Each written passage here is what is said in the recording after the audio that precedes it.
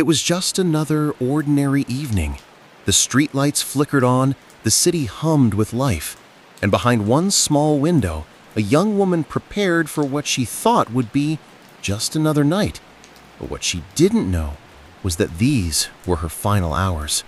Hours that would unravel into one of the most chilling true crime mysteries ever told.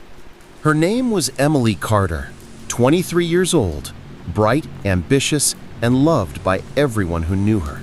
Friends say she had the kind of smile that could disarm anyone, and a determination that promised her a future filled with success. But none of that would matter on the night of June 17th. That evening, Emily left work at exactly 8:45 p.m. Surveillance footage caught her walking out of the office building, phone in hand, her backpack slung over one shoulder. She looked tired but calm, the kind of tired you feel after a long day, not the kind you'd expect before tragedy. At 9:02 p.m., she called her best friend, Anna. The conversation lasted barely 3 minutes. Anna later recalled that Emily seemed distracted, even uneasy, but dismissed it at the time. Emily said she was heading home, that she'd call later. She never did. By 9:30 p.m., Emily had stopped at a gas station, less than a mile from her apartment. The attendant remembered her well. She bought a bottle of water, a pack of gum, and smiled politely as she left. Nothing seemed unusual.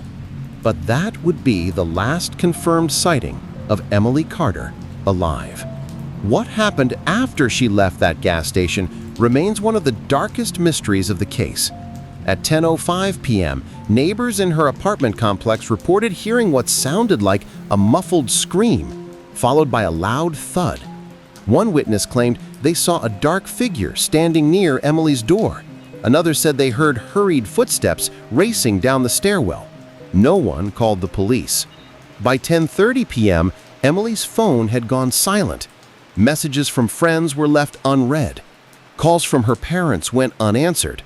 Her digital presence, once active and constant, suddenly vanished into thin air. The next morning, Emily's co-workers became alarmed when she didn't show up for an important meeting. She was never late. By noon, Anna called the police. Officers arrived at her apartment just after 1 p.m. The door was locked, no signs of forced entry, but inside, they found chaos. The living room looked normal, untouched, but the bedroom told a different story.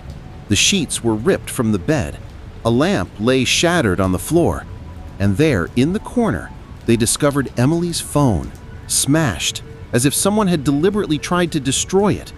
But Emily herself was gone. Detectives quickly pieced together a timeline. The gas station sighting at 9:30, the neighbors' reports of a scream around 10, the sudden silence of her phone, and the wreckage inside her room. But the one thing they couldn't figure out was how. How did the intruder get inside without breaking the lock? And where had Emily gone in the middle of the night? As investigators dug deeper, more chilling details began to surface. Security footage from a nearby street camera showed a dark sedan parked outside her apartment complex just minutes before the scream was heard. The headlights flashed once, then shut off. The footage was too grainy to make out the license plate, but detectives were convinced whoever was inside that car knew Emily. Family members came forward, revealing that in the weeks before her disappearance, Emily had complained of feeling watched. She told her mother about strange calls she had been receiving, calls where no one spoke, only silence on the other end. She thought it was a prank. Now it seemed far more sinister. Friends also revealed a chilling detail. Just days before that night, Emily confided that she had been followed while driving home. A black sedan had tailed her for nearly 10 minutes before vanishing into traffic. Was it the same car seen outside her apartment complex? Detectives scoured her life for answers. They looked at her coworkers, her friends, even her ex-boyfriend, who had a history of jealousy and aggression. Each was questioned, but none provided enough evidence to make an arrest. Then, a breakthrough. 2 days later, police dogs picked up Emily's scent less than half a mile from her apartment. It led to a wooded area near an abandoned construction site. There, the investigators found something that made their blood run cold. Emily's torn jacket, stained with what appeared to be blood. Near the jacket, they also found a discarded glove. It seemed to be men's-sized, but there was no other physical evidence left behind. Whoever had done this was meticulously careful and very well prepared. The discovery confirmed their worst fears. Emily had been attacked, but still no sign of her body. The media exploded with coverage. News stations broadcast her picture across the state. Volunteers joined search parties. And yet, despite the massive effort, Emily remained missing. But behind the scenes, detectives had begun to piece together something terrifying. Phone records showed that at 10:12 p.m., just minutes after neighbors heard the scream, Emily's phone connected briefly to a nearby cell tower 3 miles away. It suggested movement. Someone had taken her. The dark sedan, the broken phone, the abandoned jacket, all signs pointed to a carefully planned abduction. But by who and why? One theory gripped investigators. Emily had stumbled upon something she wasn't supposed to see. At work, she had recently been assigned to a confidential project involving sensitive financial data. Was it possible she had uncovered something illegal, something worth killing for? Another theory was more personal. Her ex-boyfriend, despite denying involvement, had no solid alibi for that night. His story changed multiple times during questioning. Still, there wasn't enough to charge him. As days turned into weeks, hope began to fade. Emily's family begged for answers, pleading on national television for her safe return. Detectives worked around the clock, chasing leads that seemed to vanish as quickly as they appeared. And then, a tip came in. A witness reported seeing a man dragging what looked like a large duffel bag into the woods just hours after Emily vanished. The man was tall, broad-shouldered, wearing a dark hoodie. The description didn't match her ex-boyfriend. It didn't match anyone the police had questioned. What investigators uncovered in that shallow patch of dirt was a small metal lockbox. Inside it were documents, photographs, and a flash drive, evidence of something far bigger than a single disappearance. The papers detailed illegal financial transactions connected to a powerful local businessman. The photographs showed him with known criminals, and the flash drive contained encrypted files that Emily had apparently copied from her workplace.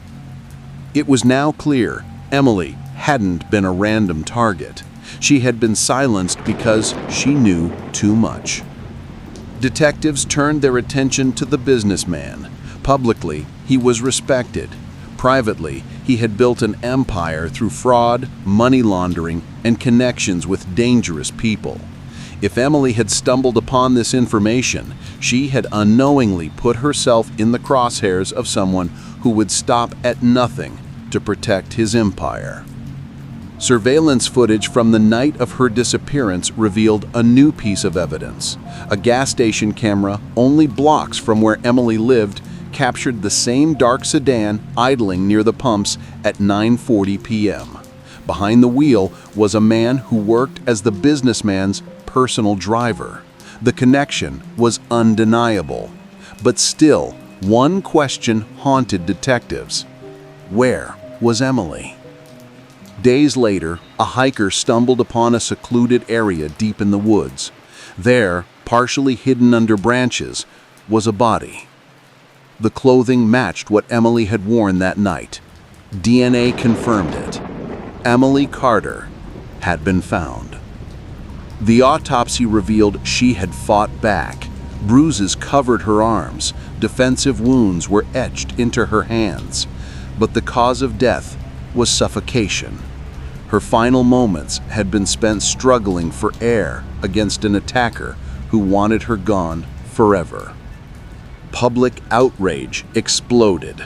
The community demanded justice. Vigils were held. Strangers who had never met Emily came together to mourn her loss. Her name became a rallying cry for accountability. Detectives gathered the evidence, the lockbox, the surveillance, the witness testimonies, and confronted the businessman. He denied everything, but the pressure mounted as the media exposed his empire of corruption. His driver, arrested and interrogated, finally cracked. He admitted to following Emily that night, forcing his way into her apartment and dragging her into the woods. He claimed he was only following orders. With the confession, the case against the businessman grew stronger. He was arrested, charged not only with Emily's murder, but with conspiracy, fraud, and obstruction of justice. His empire crumbled overnight. But justice came at a cost. For Emily's family, the pain never left. They spoke of her as more than a victim. She was a daughter, a sister, a friend, someone who dreamed of building a life she'd never get to live. The courtroom was silent when the verdict was read. Guilty. The businessman would spend the rest of his life behind bars. Emily's story ended in tragedy, but her story sparked something greater. Reforms were pushed through at her company, whistleblower protections were strengthened, and her name lived on as a reminder of the cost of silence and the power of truth. Her final hours were stolen, but her legacy could never be erased. And now, I want to hear from you. Do you believe justice was truly served, or do powerful people always find ways to escape full accountability?